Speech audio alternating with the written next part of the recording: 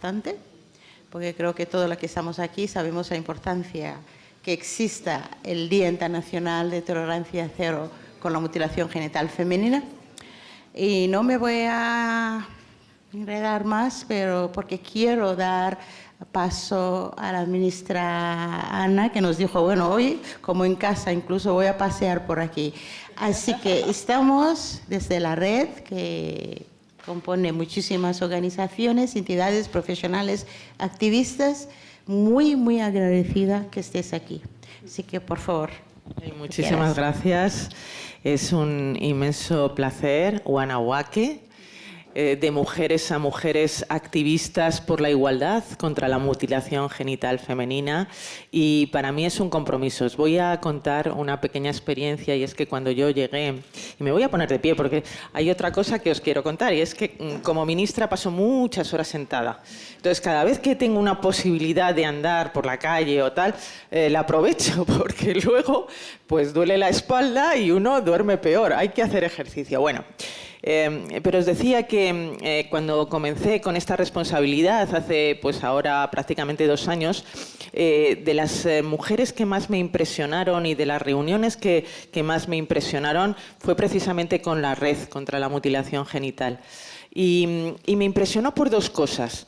La primera, porque a veces en esta lucha contra el machismo, contra el patriarcado, desde España, dejamos de tener en cuenta lo esencial, lo importante, lo que realmente necesita un esfuerzo, porque la vulnerabilidad de las mujeres que sufren la mutilación nos pasa desapercibida, siendo algo, como digo, tan exigente, que tendría que exigir nuestro foco, nuestra mirada, nuestro apoyo, y a veces pasa desapercibido porque estamos en otras batallas, ¿no? Y me pareció que había que repensar las prioridades, y para mí esta es una prioridad.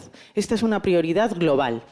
Y en segundo lugar, porque la red planteaba cuestiones muy prácticas, y a veces lo que necesitamos es soluciones prácticas, como el pasaporte. Y ese pasaporte que me enseñaron, que me enseñasteis, me pareció una idea brillante, me pareció una idea de mujeres pensando en lo real, en lo concreto, en cómo solucionar un poquito el problema. Y hoy quiero comprometer al Ministerio en esta iniciativa. Y vamos a trabajar juntas para que ese pasaporte tenga más fuerza, llegue a más gente y sea un instrumento útil contra la mutilación genital femenina en todo el mundo. Porque sabemos que esta es una práctica, yo nunca diría cultural, vosotras sé que tampoco, es una tradición patriarcal, una tradición machista que está en todo el mundo.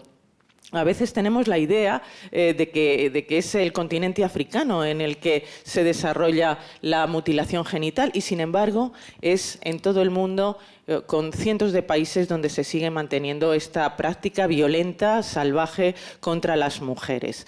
Por lo tanto, yo quiero arrancar con ese compromiso. Vamos a trabajar, ¿verdad? Vamos a trabajar juntas para que efectivamente esa gran idea, esa estupenda idea, pueda llegar a más gente y pueda de alguna manera paliar el número de mutilaciones que se producen a lo largo del año, que son muchas, que son decenas de miles, lamentablemente.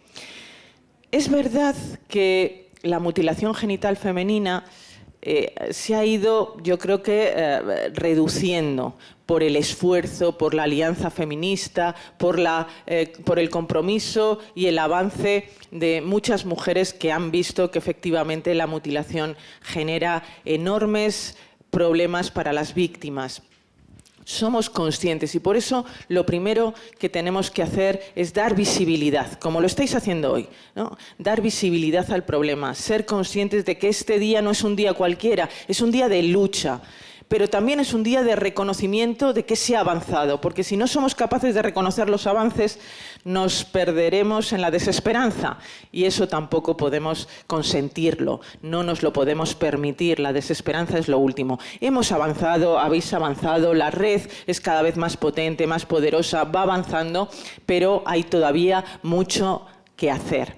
En ese mucho que hacer, como digo, la visibilidad, la concienciación, el que las sociedades nos demos cuenta de que esto sí es una prioridad que salva vidas, es una prioridad que salva conciencias y es una prioridad que nos permite mirar a un futuro mejor para todas, más feminista, más igualitario.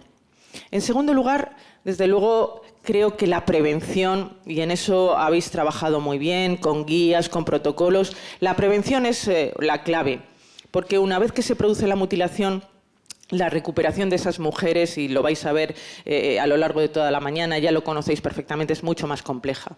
Hay mujeres que no se recuperarán nunca, probablemente la inmensa mayoría, o que les será muy difícil reanudar su vida. Por eso la prevención es tan importante. Prevenir es formar, prevenir es concienciar, prevenir también es reconocer que hay tradiciones que son realmente perjudiciales, no para la mujer concreta, que por supuesto, no para la familia concreta, que también, sino para la sociedad que las permite, para el mundo que las consiente. Es una perversión mantener determinadas tradiciones que vulneran los derechos básicos, los derechos esenciales, los derechos fundamentales de las mujeres. No puede haber una tradición ni una cultura que sea humana, que vulnere y violente a las mujeres como lo hace la mutilación genital femenina. Y eso tenemos que gritarlo alto y claro, gritarlo en estas jornadas, gritarlo en las instituciones, gritarlo en las calles como lo hacéis. Y gritarlo también en Naciones Unidas. Dentro de poco nos reuniremos, algunas nos encontraremos allí, en Naciones Unidas, en ese gran encuentro internacional del 8 de marzo, que siempre es tan fraternal, donde la alianza feminista, la alianza de mujeres, vuelve a reafirmar su compromiso. Pues también tenemos allí que alzar la voz contra la mutilación genital femenina. Es decir, que esa prevención parte de la conciencia y tiene que expresarse en todos los ámbitos institucionales, ciudadanos, sociales, donde podamos incorporar el mensaje. Y por último, la recuperación, ¿no? La reparación. En la reparación también tenemos que ser exquisitas. En la reparación tenemos que seguir juntas, unidas, aliadas, porque la reparación es esencial. No podemos dejar a esas mujeres a su destino, a su peripecia vital, sin ayuda, sin acompañamiento. Las que estáis aquí lo sabéis muy bien. Me comentabais al inicio de esta sesión que a veces la dificultad está en la identificación de esas niñas, esas jóvenes, esas mujeres que han sufrido la mutilación y que muchas veces la sufren en silencio y no son capaces de alzar la voz, o sus familias se avergüenzan, o no son capaces de decir lo que está ocurriendo. Es imprescindible la reparación, el acompañamiento, para que, pese a esa violencia extrema que han sufrido de niñas, puedan recuperar su vida, puedan recuperar su libertad, puedan ser mujeres completas y puedan disfrutar de sus derechos plenamente, en plenitud. Y para eso también necesitamos formación, formación de los equipos, formación de los profesionales sanitarios, de servicios sociales. Por lo tanto, hay tantas cosas que hacer, tanto que avanzar todavía, que me parece imprescindible que estemos hoy hablando, dialogando, poniendo encima de la mesa soluciones y posibilidades para mejorar. Sabéis que la semana pasada el Gobierno de España, que está comprometido profundamente con los derechos humanos, yo creo que el presidente Pedro Sánchez reivindica los derechos humanos, reivindica la humanidad allí donde tiene ocasión, allí donde alza la voz, pues creo que mostró al mundo un gesto de humanidad, de verdad, de igualdad y de reconocimiento de derechos con esa regularización de los migrantes que ahora mismo no están regularizados. Y esa es una oportunidad también para la lucha contra la mutilación genital femenina, porque con papeles, con esa regularización tan importante, vamos a tener también un instrumento en nuestras manos para seguir reivindicando la dignidad de las mujeres, los derechos y la igualdad. No perdamos esta oportunidad. Va a ser un proceso de unos meses. Tendremos que seguir trabajando juntas, pero esa regularización es una oportunidad para muchas familias, para muchas mujeres, para muchas niñas que no van a estar en una situación de desventaja, que no van a estar en una situación de mayor vulnerabilidad y que, por lo tanto, van a gozar en España de los derechos de cualquier persona, de cualquier mujer. Y esos derechos hay que defenderlos en cualquier lugar del planeta, hay que defenderlos a nivel global. Y estoy convencida de que no os tengo que convencer. En eso sí que estamos todas unidas y vamos a seguir avanzando. Creo que el futuro es nuestro, el futuro nos pertenece. La civilización avanza a pesar de que a veces parezca que está retrocediendo y que la ola de reaccionarismo nos puede llevar por delante. Creo que no, que somos muchas más, que por supuesto les necesitamos a ellos y de eso se hablará esta mañana también. Ellos son una pieza esencial, nuestros compañeros, nuestras parejas, nuestros maridos, nuestros compañeros, nuestros varones, nuestros hombres, por supuesto, son imprescindibles en esta lucha. Ellos también tienen que asumir esa igualdad de derechos y esa dignidad de toda persona humana. Les necesitamos, pero yo creo que unidas, juntas, juntos, podemos avanzar hacia un mundo más libre, hacia un mundo mejor y hacia un mundo donde la mutilación genital femenina sea el pasado, no puede ser ni el presente ni el futuro, por supuesto. Y contáis con el Ministerio, es vuestro ministerio, es vuestra casa. Vamos a trabajar juntas en esa idea que siempre me pareció brillante, que me pareció algo tan sencillo y tan eficaz, y desde luego contáis con todo mi apoyo, con todo mi compromiso para llevar adelante esa iniciativa y cuantas creáis que puedan ser útiles para generar un mundo libre de mutilación genital femenina. Muchas gracias.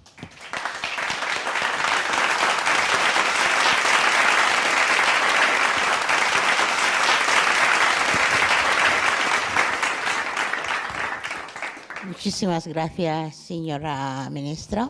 Te tomamos la palabra y acudiremos a vuestra oficina. También que queremos de manera oficial, aparte del pasaporte, un encuentro contigo desde la red. Creo que tenemos muchas propuestas que a lo mejor nos puedes echar una mano ahí, así que pedimos ese encuentro oficial también. Bueno, cuando salgamos de aquí, ¿verdad? Muchísimas gracias, de verdad, por acudir. Eso lo has dicho casi todo. O sea, es un día tan importante y me alegra mucho que exista, porque esto no lo hemos empezado nosotras. La lucha en contra de la mutilación genital femenina fueron mujeres valientes, activistas y africanas que lo llevaron a la ONU para proponer ese día, 6 de febrero. La historia, hay mujeres, además una de ellas, la portavoz de esas mujeres activistas, era la primera dama de Nigeria, que descanse en paz. Entonces, es algo que llevan mujeres anteriores a nosotras, muchísimas personas, algo que negamos que exista, pero sigue existiendo. Ha sido ignorado por el mundo en muchos sentidos, porque si te fijas las leyes que existen, pues la mayoría empiezan por el año 2000 y pico, ¿no? Porque no lo veían como violencia mientras las mujeres sufrían, ¿no? Es algo además global. Yo siempre insisto que la mutilación genital femenina no tiene color de piel, no pertenece a un continente y se hace a la mujer por el simple hecho que es una mujer, ¿no? Por lo tanto, la respuesta debía ser lo mismo, debía ser global. Cada una de nosotras, en todas las instituciones, los gobiernos, debían implicarse porque esta es una violencia que siguen viviendo continuamente. Y nada, de nuevo agradecerte.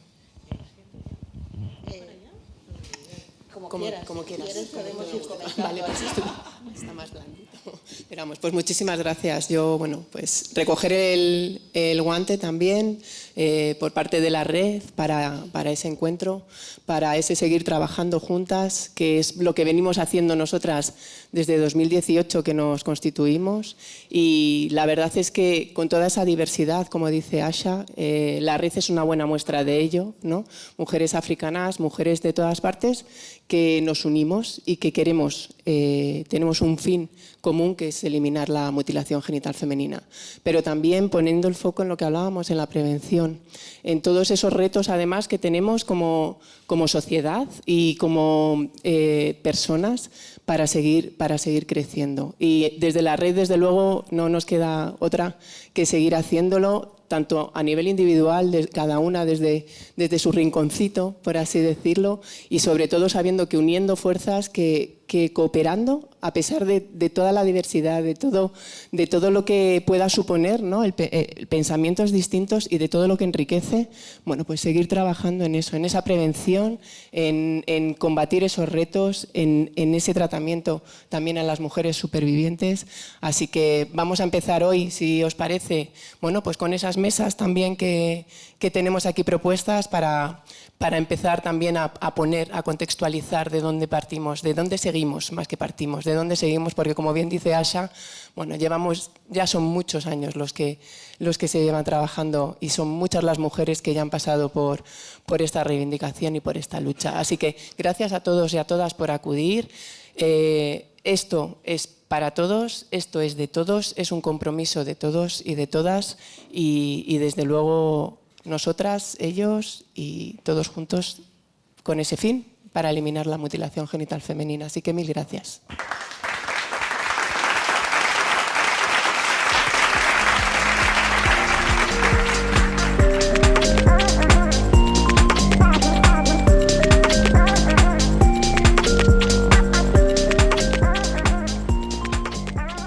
Muy buenos días para todos y todas, las personas que se encuentran aquí y quienes nos ven en la retransmisión.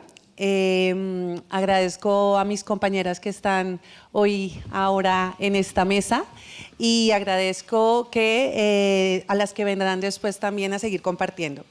Esta mesa la hemos titulado La respuesta sanitaria ante la mutilación genital femenina, avances, retos y estrategias coordinadas para una atención integral. Mi nombre es Marcela Hincapié, soy técnica de acción social y educación en Pharmamundi y estaré moderando esta primera mesa y luego voy a dar paso a mis compañeras y las iremos presentando pues una a una. Solamente a modo de contexto, es importante decir que desde la red estatal venimos poniendo el foco en el trabajo coordinado con todas las entidades para trabajar e impulsar esa serie de medidas que puedan garantizar la atención integral a las mujeres supervivientes y a las niñas. Lamentamos hoy que no tengamos asistencia del Ministerio de Sanidad, a pesar de que hemos enviado la convocatoria y las invitaciones. Y así como la señora Ministra de Igualdad nos ha lanzado esa oportunidad de reunión, también pedimos públicamente pues, al Ministerio de Sanidad la oportunidad de reunirnos como red estatal con ellos y con ellas para trabajar y seguir trabajando en el protocolo común de actuación sanitaria ante la mutilación genital femenina. Bueno, pues para nosotras es fundamental seguir trabajando en el fortalecimiento del componente sanitario. Si bien es cierto que el protocolo común existe hace ya 10 años, una década ya, aún hacen falta muchas cosas y mucho camino por andar. Es necesario que podamos tener una coordinación donde lo estatal y lo autonómico se hablen y donde se pueda contar con la misma cartera de servicios, no importa en el territorio en el que se viva. No es posible que en un territorio tengas una serie de servicios y luego te vas a otro y no exista, ¿no? Entonces, en ese sentido, nosotras desde la red y las entidades que lo conforman, consideramos que a nivel sanitario existen unos retos para los cuales pues, voy a ceder la palabra a mis compañeras para que los expliquemos. Y no solamente nos fijemos en la problemática, que está bien también decirlo, sino en nuestras propuestas. Las propuestas que hacemos como red estatal, como entidades especializadas en la materia, como personas y profesionales que se han ido acumulando un conocimiento, unas prácticas y un trabajo ya durante mucho tiempo. Entonces, primero voy a ceder la palabra a mi compañera Aminata Souco. Aminata es presidenta de Red Aminata y técnica también en Pharmamundi, quien nos va a hablar de la atención integral en sanidad. Buenos días a todos y todas. Gracias, la ministra, por venir. Gracias por tu humanidad y por tu cercanía también. Y gracias a toda la gente que han venido a conmemorar este día de tolerancia cero contra la mutilación genital femenina y a la red estatal por la organización. Hoy quiero hablar del tema de la atención sanitaria integral ante la mutilación genital femenina y comunitario también. Me estoy poniendo nerviosa. Vale. Hoy queremos reclamar una atención integral sanitaria que aborda el tema de la mutilación genital femenina desde una perspectiva integral a lo largo del ciclo vital, incorporando sus dimensiones físicas, psicológicas y sexual y sociales. Y también el protocolo debe integrar de forma estructural la participación de asociaciones especializadas, activistas, mediadoras, que ya están formados en temas de la mutilación genital femenina y que están liderando grupos de mujeres supervivientes de la mutilación genital femenina. Apostar por un enfoque de salud comunitaria que permite intervenir sobre los determinantes sociales de la salud, fortalecer la prevención desde las comunidades y promover los cambios culturales y sostenibles. ¿Por qué decimos todo esto? Porque la verdad, con lo que sufrimos como mujeres supervivientes de la mutilación genital femenina, tenemos bastante con este.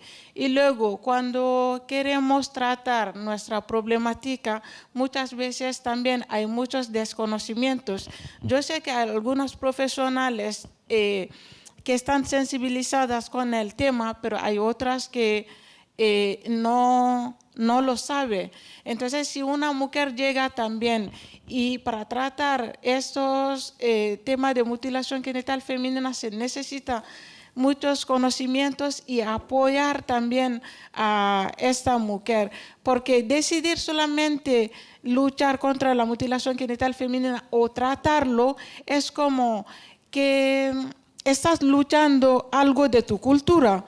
Entonces muchas veces eso también es muy doloroso, pero aún así necesitamos una atención integral, tanto psicológicos, sociales. Si una mujer necesita integrarse bien, necesita trabajar, necesita tener sus situaciones en regla para poder trabajar y todo eso, como bien ha dicho la ministra, y prevenir también a nuestros hijas que nacen aquí cuando viajan a sus países de origen para que no sufran la mutilación genital femenina. Gracias.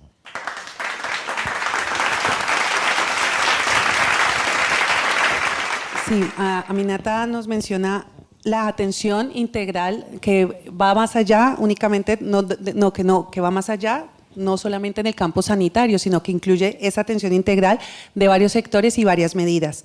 Sin embargo, el protocolo debe traducirse en acciones reales en los territorios. Y esas personas que están en el sistema sanitario, hablamos de profesionales de varios campos, no cuentan con esas herramientas o no tienen todavía, hay mucho desconocimiento frente al protocolo común y los protocolos autonómicos.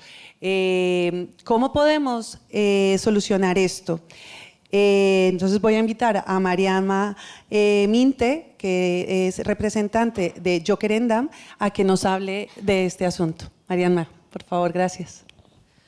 Buenos días a todos. Muchas gracias por estar aquí acompañándonos en esta jornada. Yo, como técnica de la Asociación Jo Querendam, me gustaría un poco dar unas pequeñas líneas sobre lo que está comentando la compañera Marcela y lo que ha venido comentando también Aminata. Y es que dentro de la atención integral, ¿no?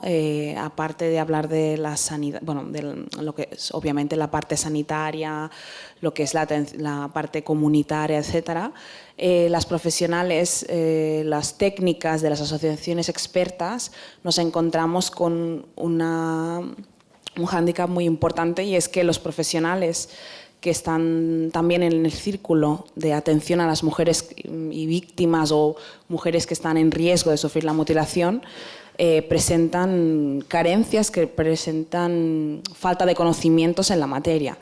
Entonces, todo esto entorpece todo lo que es el trabajo de prevención, bueno, la cadena de prevención, de abordaje, porque nos encontramos con profesionales que no conocen las realidades que rodean, ¿no? Todo lo que es la práctica de la mutilación. Entonces, cuando las entidades desarrollamos proyectos y trabajamos en las comunidades, se convierte en una barrera, ¿no? O este hándicap obstaculiza, dificulta y retrasa, ¿no?, el trabajo que realizamos, porque no hay un diálogo, no hay intercambio, y además las entidades no gozamos de un estatus de como podría tener un educador social, una trabajadora social, etcétera, ¿no? Entonces, para nosotras, bueno, como red estatal, creemos que eso es algo que se debe trabajar desde las instituciones, y deben de poner recursos para que los profesionales tengan estos conocimientos, ¿no? Los profesionales deben tener los conocimientos para trabajar, desarrollar su trabajo de la forma más óptima posible, y del mismo modo las personas que son atendidas tienen derecho a ser, bueno, atendidas por personas que tienen conocimientos sobre sus causas, ¿no? Entonces, nuestra experiencia, por ejemplo, como entidad, nuestra pequeña experiencia es eso, que cuando nos encontramos con casos de mutilación, los profesionales, educadores sociales, profesores, médicos, nos contactan para que les digamos qué tienen que hacer. Entonces, nosotras, desde el voluntariado realmente, pues intentamos, pues, ¿no?, trabajar sobre los casos. Entonces, vemos que hay esta problemática tan, bueno, evidente, y que además es insostenible en el tiempo, porque al final las entidades estamos precarizadas y no podemos estar desarrollando el trabajo de otros profesionales que tienen que estar en la misma cadena, mismo círculo. Y bueno, hasta aquí mi intervención. Gracias.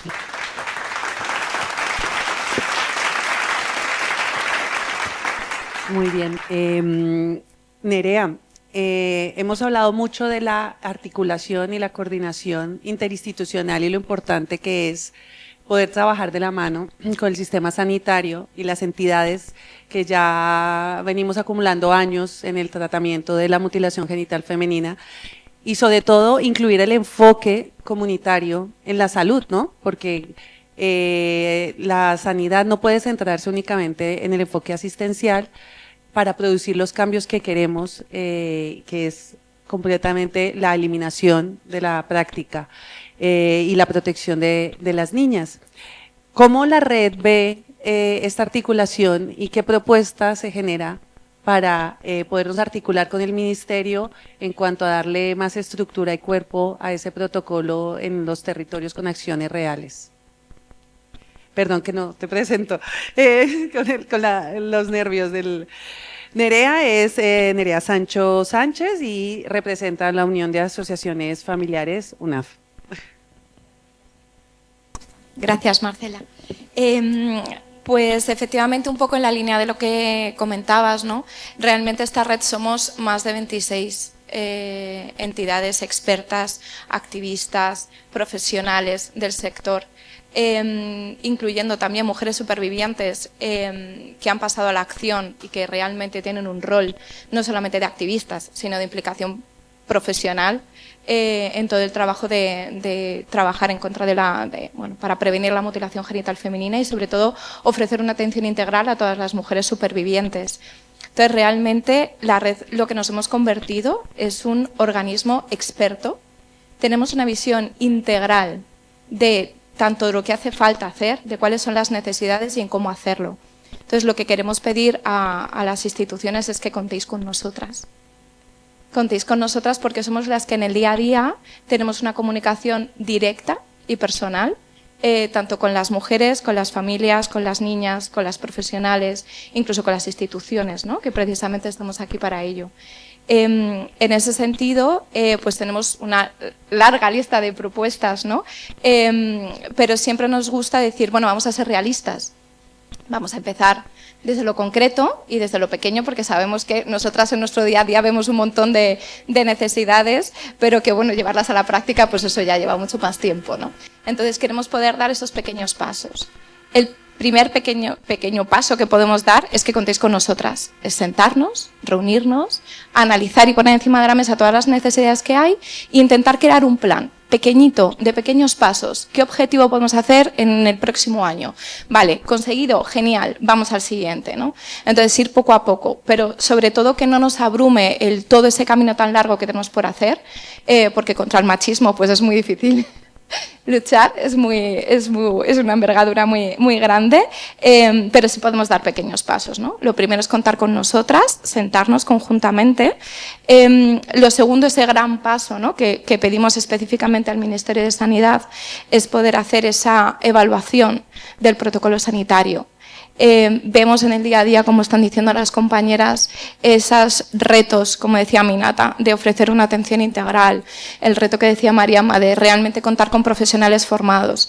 Pero el problema que nos encontramos es la revictimización en las mujeres, en las niñas y en sus familias. Actualmente en España, a pesar de que no es el enfoque que tenemos a nivel legislativo, ni es el enfoque que tenemos las profesionales, realmente luego en la práctica está primando un enfoque punitivo, ¿no? En vez de estar previniendo, está habiendo pues procesos a nivel judicial de retiradas de custodia, de persecución de un delito por falta de contexto, por falta de contar precisamente con las entidades que estamos especializadas en la materia, por adelantarse o anteponerse por miedo. No se está contando con nuestra experiencia y las profesionales, como decía Mariama, muchas veces están en esa primera línea en la que en el ámbito sanitario se encuentran con un montón de circunstancias en las cuales no saben muy bien cómo actuar, preguntan y actúan, pero luego las responsabilidades parece que quedan en ellas, ¿no? Si una pediatra identifica un caso de mutilación genital femenina y activa un parte de lesiones, es su labor. No puede ser que la responsabilidad esté en ella, en si doy o no ese parte de lesiones, que esa niña reciba un proceso de atención integral o las consecuencias que puedan tener para la familia, ¿no? Este tipo de actuaciones. Entonces, lo que estamos pidiendo es poder sentarnos, hacer protocolos que no sean revictimizantes, que en este sentido integren los derechos y la dignidad de las familias, de las niñas, y entiendan la mutilación genital femenina como lo que es, como una forma de violencia de género, pero que según qué actuaciones impulsemos por parte de las administraciones públicas, podemos revictimizar y dificultar más la atención, o podemos mejorar y ofrecer realmente la reparación que todas queremos, ¿no? Y sobre todo contribuir a esa prevención. Y yo creo que hasta aquí.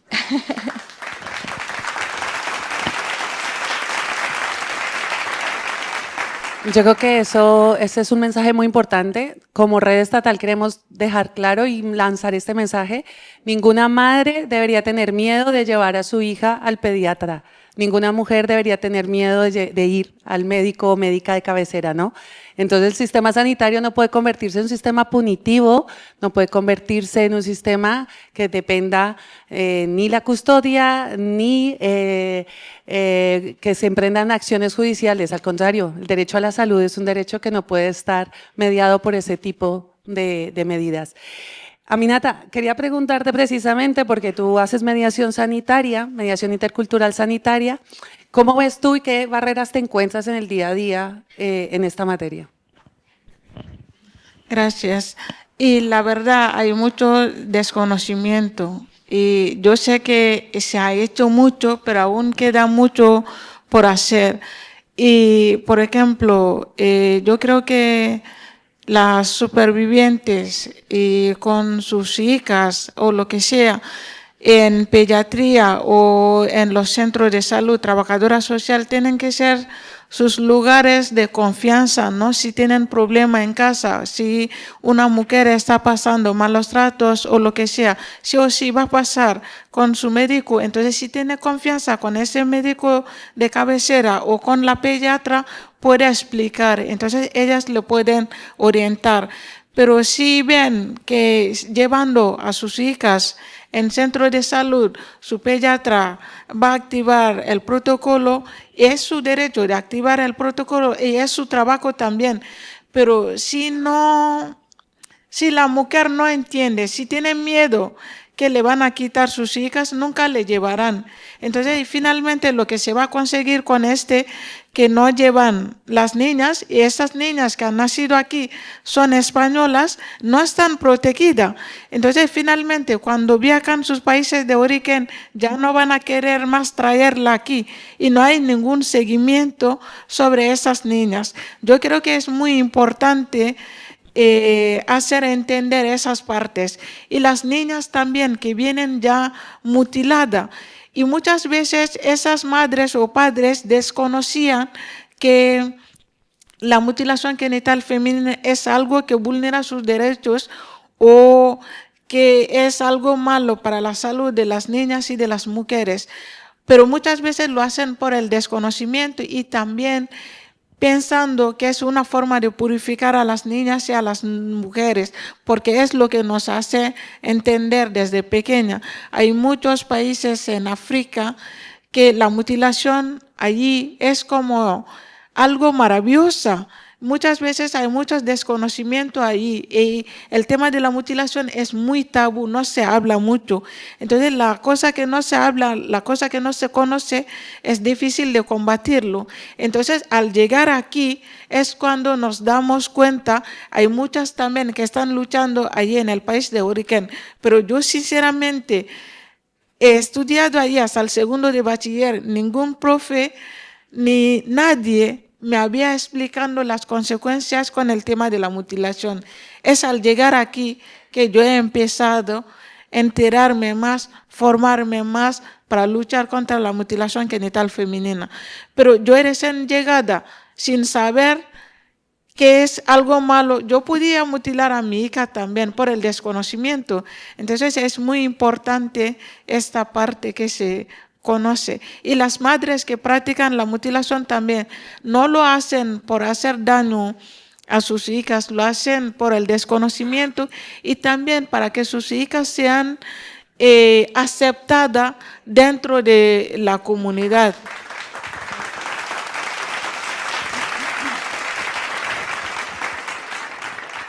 Marianna, quería preguntarte frente a la formación, a esa estrategia o plan de formación continuada que se puede hacer con el personal sanitario, ¿cuáles son los enfoques que debe tener esa formación para que efectivamente tengan una mirada integral y una mirada que respete los derechos humanos, pero también entienda culturalmente de dónde proviene la práctica, cuáles son las estructuras que la sostienen? ¿Cuáles son esos enfoques, Marianna? Muchas gracias, Marcela. En primer lugar, yo diría que un enfoque que debe tener es un enfoque comunitario. Las comunidades practicantes deben de estar en el centro, es decir, más allá de, porque hasta ahora el protocolo lo que hace es, vale, esta niña está en riesgo, lo que hay que hacer es evitar que se la lleven al país de origen y la mutilen. El protocolo es esto, pero no tienen en consideración el entorno comunitario, no tienen en consideración el papel de los hombres, las madres de estas niñas que también son víctimas de la mutilación, ¿no? Entonces, creo que es muy importante esto, además relacionado con la prevención, es decir, tienes que hacer un trabajo comunitario de seguimiento en las escuelas, en todos los espacios bueno, públicos donde socializan para llegar a la prevención. No puedes llegar un día y ponerles un protocolo delante, porque al final lo que haces es, a través de la política del miedo, evitar que se lleve a cabo la práctica, ¿no? Que es realmente lo que ha conseguido el protocolo hasta ahora. Que no digo que esté mal, ¿no? Pero no es desde mi punto de vista, la mejor vía, porque no se está haciendo trabajo de mejorar este contexto comunitario en sí, ¿no? Después, otro enfoque que creo que debería tener es el enfoque antirracista. En todo el tema de la prevención, el abordaje de la mutilación genital femenina y otras violencias de género, nos encontramos que como que el foco está puesto, el foco sí se lo llevan las comunidades migrantes, pues hay siempre una carga de sospechas sobre las familias, ¿no? Que es lo que explicaba antes Aminata. Siempre eres culpable de algo, sospechoso de algo, y de hecho el protocolo, al menos el protocolo catalán, que yo vengo de Cataluña, se puede activar ya en modo preventivo. Entonces, nos hemos encontrado con muchos casos en los que no hay riesgo de mutilación, pero como que el profesional considera que eres sospechosa siempre de algo, pues se te retiran los pasaportes de los niños. Entonces, es un tema delicado y tiene mucho que ver con la construcción la racialización, los imaginarios, los prejuicios, ¿no? Dar por hecho que todas las personas africanas, todas mutilan, y dentro del continente africano y de su diversidad no todas las etnias mutilan, ni todo el mundo, ni en el mismo país todo el mundo. Entonces todo esto se concibe a partir de esos prejuicios raciales, ¿no? Y racistas. Y después está también cómo se perciben a las mujeres que han sufrido la práctica, ¿no? Como víctimas eternas, no como personas o mujeres con agencia, con capacidad de cambiar cosas, de realizar acción comunitaria, ¿no? Siempre eres percibida como una eterna víctima, no sales de esa casilla, ¿no? Y después el paternalismo que todo eso conlleva. Entonces, es algo que se debe trabajar mucho. Aún nos lo encontramos en los espacios, de activismo, cuando trabajamos con profesionales, en mesas locales, comisiones de violencias de género, aún nos encontramos con eso. Y creo que es algo clave, ¿no? Para avanzar hacia una atención integral, mejorada, ¿no? Y un poco eso es lo que yo quería comentar. Bueno, gracias.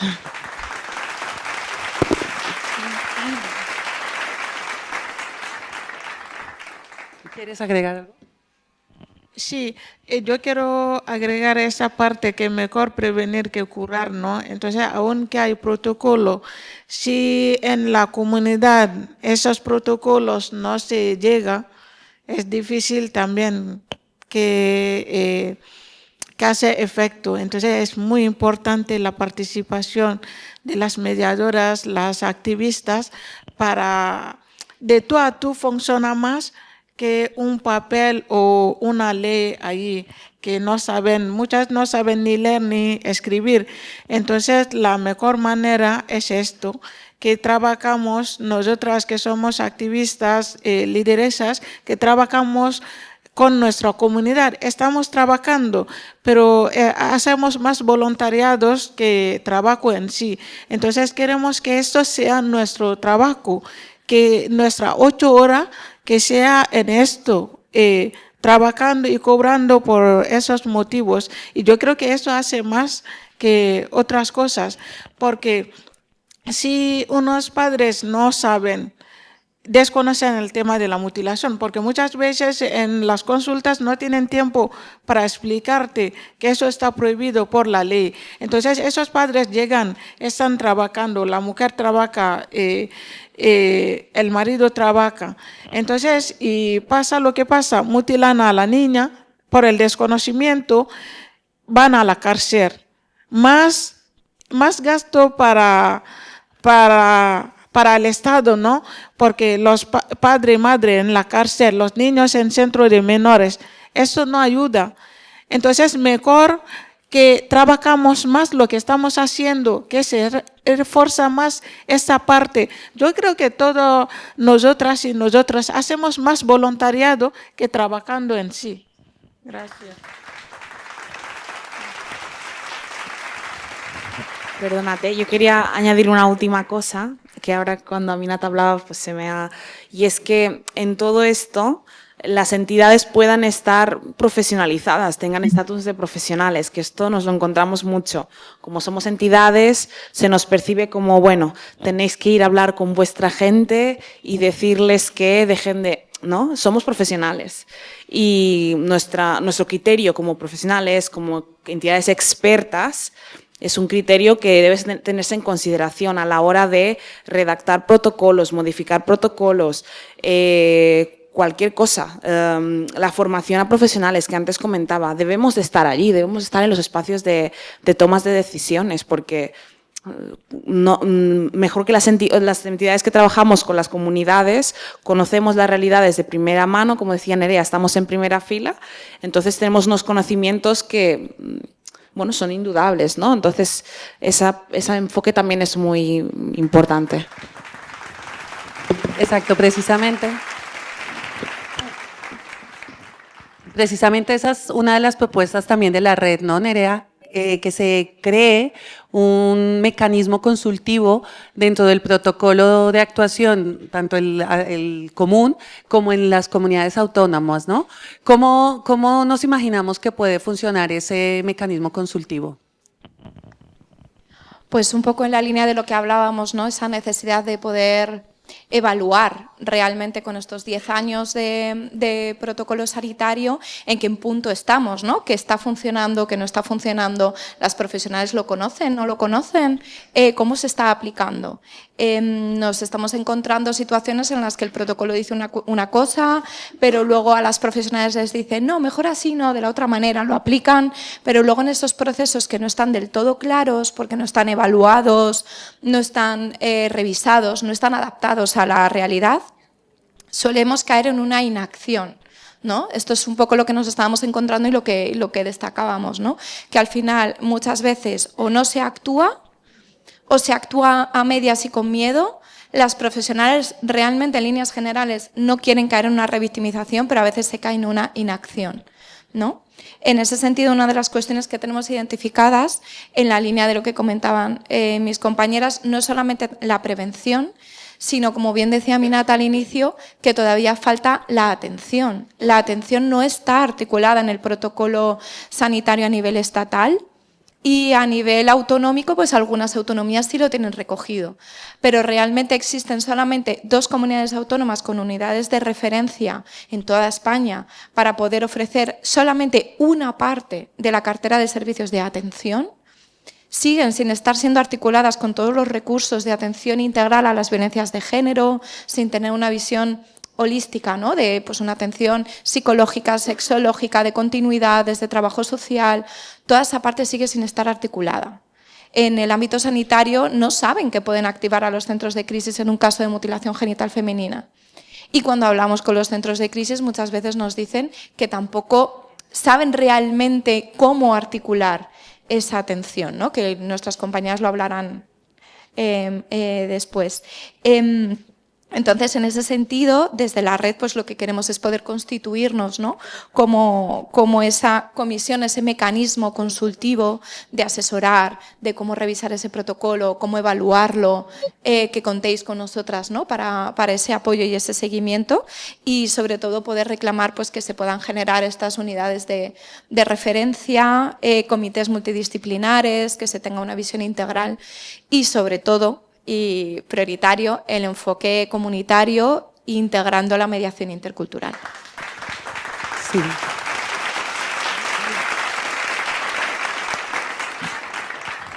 Precisamente esa voz experta ya debe ser tenida en cuenta dentro de los comités de seguimiento, los equipos interdisciplinares, las entidades, las asociaciones, como dice Marianma, las profesionales que están trabajando en la materia, y sobre todo ese componente de mediación intercultural debe ser ya tenido en cuenta no solamente como un accesorio al sistema sanitario, sino que debe ser parte del sistema sanitario. La mediación intercultural es muy importante para garantizar efectivamente el derecho a la salud.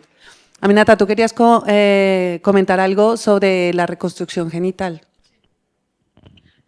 Y en Valencia nosotras tenemos suerte que tenemos un protocolo y la reconstrucción de clítoris hace 10 años la creación, pero todavía hay ciudades que no cuentan ni con protocolo de actuación frente a la mutilación genital femenina, ni las posibilidades de tratar el tema de la mutilación genital femenina. Entonces las mujeres que son supervivientes con tipo 3 y tienen mucha dificultad. Entonces, y esas mujeres, algunas se desplazan de ciudad a otra ciudad para hacer la reconstrucción. Yo creo que cada una tiene derecho de poder reconstruir en su zona y ser atendida con esa atención integral que queremos para esas personas, mujeres. Gracias. En la línea de lo que comentaba Aminata precisamente, destacar que el problema de hacer una derivación a otra comunidad autónoma, lo que nosotras hemos visto en el día a día es precisamente dificultades en el acceso a la baja por incapacidad temporal, dificultades de acceso al seguimiento posquirúrgico, de una atención integral, servicios de fisioterapia, de suelo pélvico, servicios de ginecología, servicios de atención psicosexual. Todo eso no se está pudiendo dar, sí, para poder acceder dentro de la cartera de servicios a unas necesidades para poder atender parte de las consecuencias de esa violencia, no se está pudiendo dar en tu territorio, ¿no? Esto es una dificultad grave. Sí, claro, no puede ser una situación de suerte, ¿no? No sé, qué suerte que vivo en una ciudad que tiene unidad de referencia y qué suerte que puedo allí acceder a la atención sanitaria, ¿no?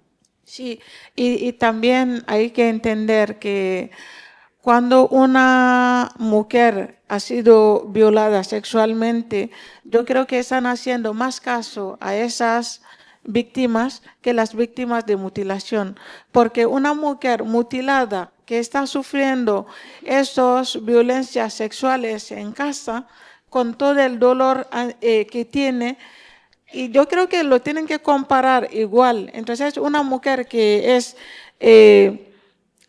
víctima de violencia sexual, le atienden más rápidamente que una mujer víctima de mutilación genital femenina. Yo creo que tienen que igualar todos esos tipos de violencia sexual, mutilación genital femenina, violencia machistas, que lo pongan todo en el mismo balanza de peso, pero somos invisibles y no queremos más esa invisibilidad.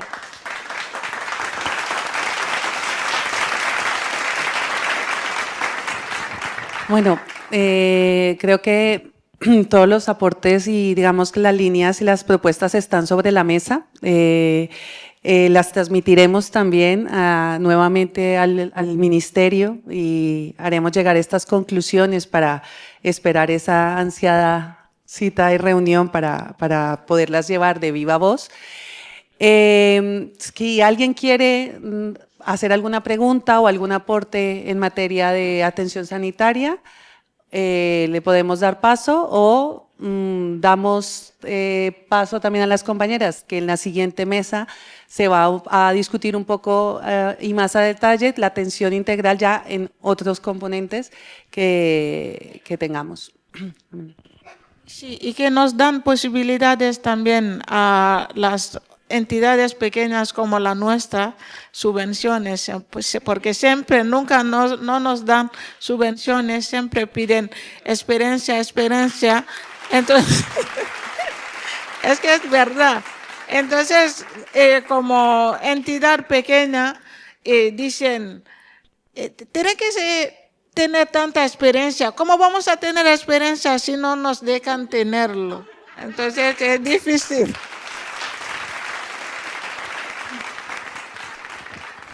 Asha. ¿El micrófono?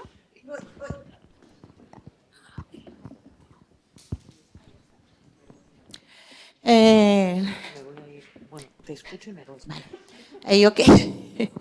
Yo quería simplemente añadir lo que comentó Nerea en relación con lo que pasa con los menores, ¿no? Es una doble victimización, porque en el centro, además, normalmente donde le llevan, hay muchos diferentes entornos de los niños vienen, ¿no? Por ejemplo, un caso que conocemos, que una niña feliz, que juega baloncesto, que tiene sus amistades, de repente desaparece, le llevan a su madre sin explicación, etcétera, etcétera. Entonces yo creo que sí, eso hay que intentar cambiar eso. Así que agradezco mucho que has sacado el tema. Sí, me vais a permitir porque me está surgiendo la duda, según estoy escuchándoos, con esa actuación holística y comunitaria, pero se me escapa cuál es el fundamento para que en este momento de nuestra historia se siga manteniendo como una tradición positiva o, como habéis dicho, como algo culturalmente sostenible y que hay que defender. ¿En qué se basa? Quiero decir, ¿cuál es el fundamento ontológico para que se vuelva a defender en las comunidades esta mutilación que a todas luces es una violencia extrema? Y eso, a lo largo de los años, de alguna manera, todas al menos somos conscientes de que ahí hay una violencia. ¿Dónde está el fundamento hoy? En pleno siglo XXI, cuando ya estamos en el año 25, para que eso se mantenga y se siga asumiendo como parte de la tradición. No hay un pensamiento crítico desde el punto de vista de las comunidades, ¿vale? Desde el punto de vista de las comunidades también en aquellos países donde se produce. ¿Cuál es el fundamento para que eso se mantenga como algo deseable? Quieren contestarte, pero yo voy a robar porque estoy cerca de ella y luego os dejo a vosotros. Eso es una pregunta que se hace siempre, pero cuando algo se considera o le han ido metiendo en la cabeza durante siglos y siglos y siglos que esto es parte de tu cultura, ya estamos indicando que esto no es cultura, no es tradición, no es costumbre, no es religión. Es el enfoque que se está dando desde hace unos años. Pero yo me acuerdo, por ejemplo, en mi pueblo era la cultura. Hay algunas entidades, o sea, algunas comunidades que creen que es religión. Todo eso era el control sexual de la mujer. Y el control sexual de la mujer es universal. Se ha hecho por todo el mundo. Es verdad, eso es cierto.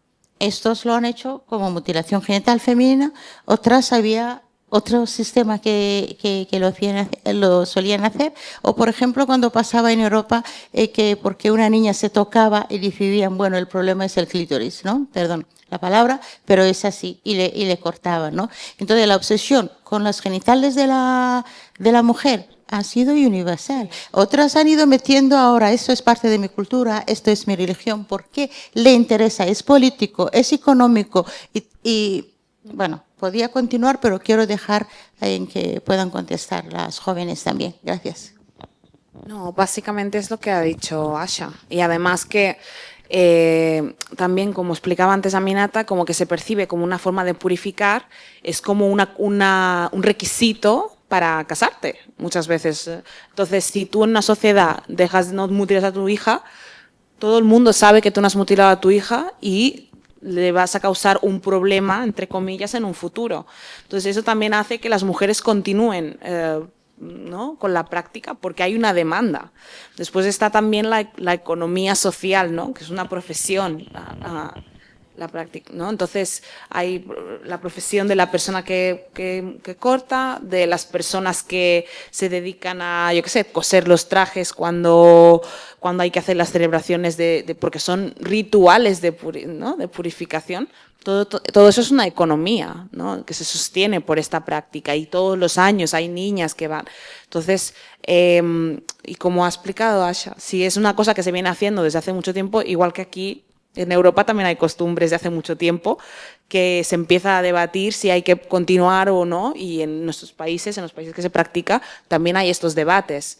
Los que piensan que se tiene que continuar haciendo y los que piensan que no.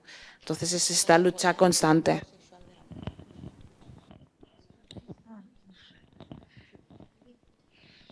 Sí, y yo quiero añadir también, todo esto lo hacen para controlar nuestra sexualidad.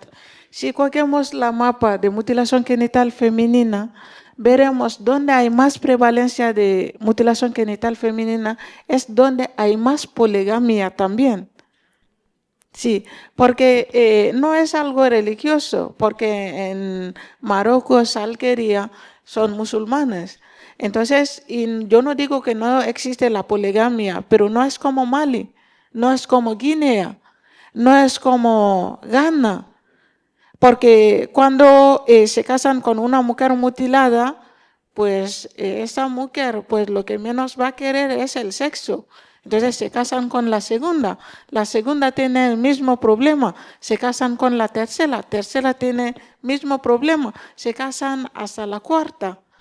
Entonces el tema de la mutilación, si no está mutilada es difícil que se casa, y si no está casada será rechazada dentro de la comunidad. Entonces es súper complicado. Y os cuento un poco el caso de mi sobrina, que yo tenía problema con mi familia antes de regresar allí, porque he hecho 8 años sin tener contacto con ningún miembro de mi familia, por ser la primera mujer divorciarme y denunciar por los malos tratos que sufría. Entonces, cuando he hecho paz con mi madre, yo quería para que ella conociera a mi hija. Mi hija tenía 6 años y todavía no la conocía. Pero mi madre me estaba esperando para mutilar a mi hija, que ha nacido aquí, junto con mis 2 sobrinas. Entonces, la sobrina más pequeña, de 10 años, ella solita, después, porque cuando yo he ido, yo ya estaba formada, hacía mis sensibilizaciones para que no mutilara. He dicho, todo lo que yo he sufrido, mutilación, matrimonio forzado, que mi hija no va a pasar lo mismo. Entonces no quería. Mi madre decía que como no mutilara a mi hija, que no se va a casar. He dicho, deja a mi hija, que sus diplomas, su primer marido sea sus títulos y luego cuando ella quiere que se casa. Entonces yo al regresar aquí en España, con mi hija sana y salva y dejando mis 2 sobrinas allí, la más pequeña con 10 años, ella solita se ha ido a mutilar. Porque nadie de sus amigas querían jugar con ella, ni en la calle, ni en el colegio. Entonces ella prefería ser mutilada como ellas que ser rechazada. Entonces la presión social hace mucho daño que otra cosa. Pues,